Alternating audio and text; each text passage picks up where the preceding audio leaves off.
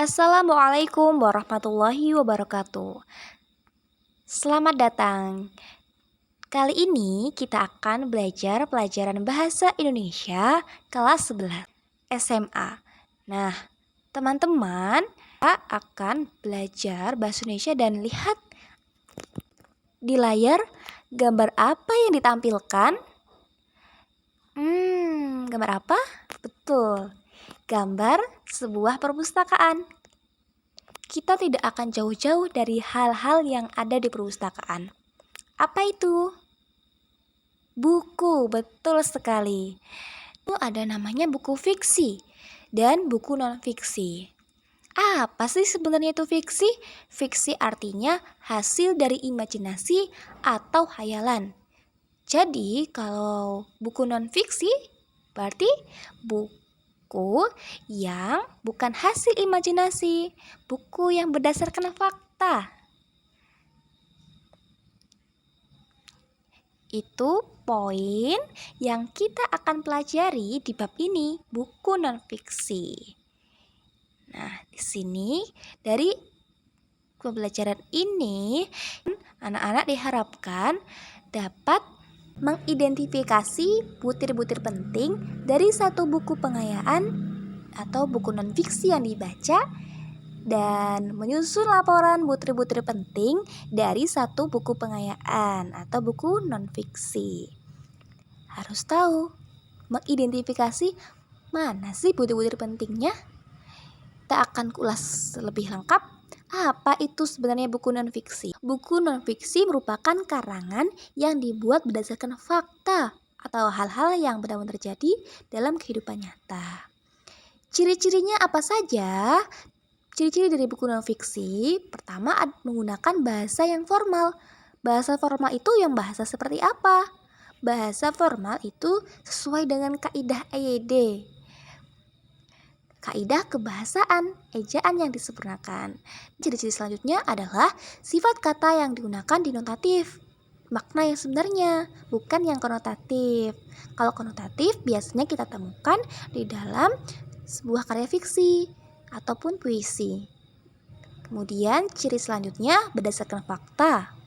Tulisan berbentuk tulisan ilmiah populer dan temuan yang dituliskan adalah temuan baru atau pengembangan dari temuan yang sudah ada.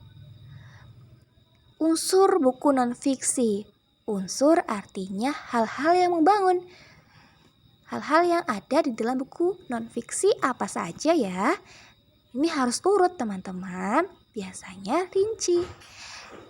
Pertama itu sampul, halaman judul, hak cipta, kata pengantar, daftar isi buku yang terbagi dalam jumlah bab atau bab, glosarium, daftar pustaka, indeks, dan lampiran. Sampul itu sesuatu yang melindungi buku. Halaman judul itu berarti terdapat judul, nama penulis, dan hal-hal yang di awal. Ada kemudian hak cipta. Hak cipta itu hak yang melindungi karya cipta seseorang dari plagiarisme contohnya. Ada kata pengantar dari penulis, daftar isi di mana terdapat bab dan subbab yang terdapat halaman, kemudian isi buku yang terbagi dalam jumlah bab atau bab. Untuk karya non-fiksi, pertama biografi, karang eksposisi, pidato, opini, ensiklopedia. Nah, buku biografi itu buku yang berisi riwayat hidup seseorang. Kemudian ada opini, suatu ide, pikiran, atau pendapat yang biasanya bersifat tidak objektif dan perlu dibuktikan lagi. Ada karangan eksposisi, berisi informasi untuk memperluas pengetahuan membaca. Ada pidato, teks yang berisi gagasan, pendapat, atau pengetahuan yang disampaikan di depan umum. Juga ada ensiklopedia, karya referensi atau ringkasan yang menyediakan rangkuman informasi dari semua cabang pengetahuan dari bidang tertentu. Nah, kemudian bagaimana sih sebenarnya contohnya, contoh konkretnya? Nih, ada ditampilkan di layar contoh buku nonfiksi. Yang pertama itu judulnya Habis Gelap Terbitlah Terang. Ini adalah contoh buku biografi. Ada Bali-Bali Opini dari anak negeri. Ini contoh dari buku opini dan ensiklopedia sains. Dalam kita membaca buku nonfiksi, kita harus tahu ada poin-poin penting yang harus kita pahami dalam membaca buku nonfiksi khususnya. Yang pertama itu kita harus pahami gagasan atau ide pokok pada buku. Kemudian faktanya, apa sih yang dijelaskan atau dipaparkan dalam buku ini. Kemudian pendapatnya bisa pendapat dari penulis atau pendapat ahli lain yang diterangkan di dalam buku tersebut. Dan yang terakhir tentu adalah pengetahuan identitas buku.